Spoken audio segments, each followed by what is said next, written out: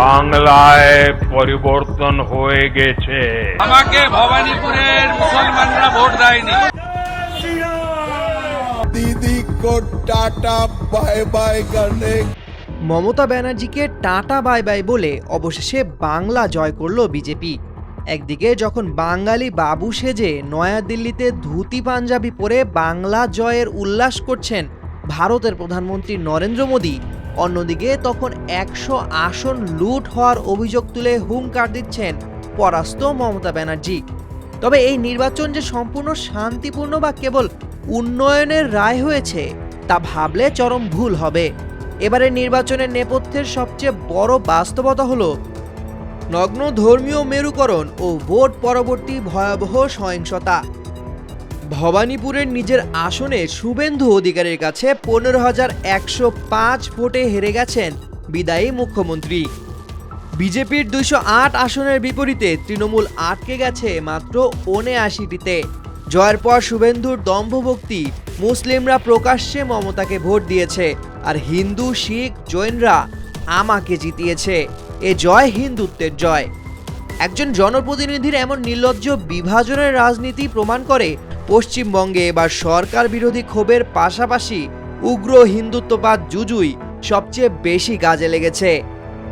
গঙ্গোত্রী থেকে গঙ্গাসাগর পদ্ম ফুটেছে।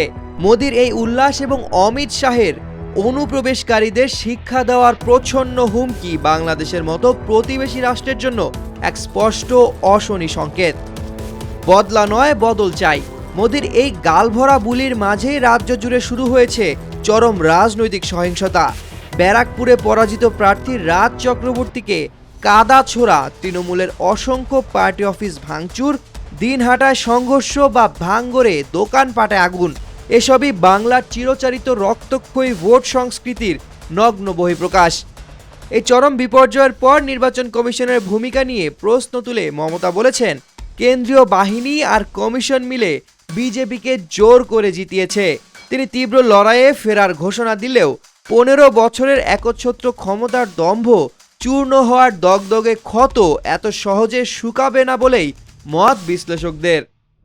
সংশ্লিষ্টরা বলছেন, পশ্চিমবঙ্গের এই পালা বদল কেবল সাধারণ কোনো ক্ষমতার হাত বদল নয়, এটি ভারতের ধর্মনিরপেক্ষতার এক বিশাল আদর্শিক পতন। পশ্চিমবঙ্গ আজ সরাসরি উগ্র হিন্দুত্ববাদী রাজনীতির এক নতুন ল্যাবরেটরিতে পরিণত হলো। অনুপ্রবেশকারী তাড়ানোর নামে শুরু হওয়া এই মেরুকরণের আগুন শুধু ভারতেই সীমাবদ্ধ থাকবে না, বরং পুরো দক্ষিণ এশিয়ার ভূ রাজনীতিতেই ভয়ঙ্কর বিষ বাষ্প ছড়াবে বলে আশঙ্কা করা হচ্ছে। সামিউল জয়, 21 টেলিভিশন।